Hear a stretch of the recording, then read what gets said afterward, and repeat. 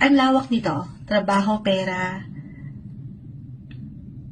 karelasyon, merong pagsalba, merong sasambot sa'yo, merong tutulog if ever meron kayong kailanganin. Andyan, especially couples, sa inyong mga partners, may good news if ever hindi mag-apply sa inyo mismo, especially sa nasa partnership area. Business man ito or if in a relationship na kayo sa Sagittarius, if ever hindi kayo mismo ang makatanggap ng magandang balita, ay itong inyong mga partners in life. Again, mapanegosyo, kasosyo, or relasyon. At syempre pa dyan, hindi lang sila yung magsasaya, pero more on personal to, mababahagian din kayo. At dito, syempre, higit kayong magiging masaya. Umaangat yung enerhiya ng pagiging positibo.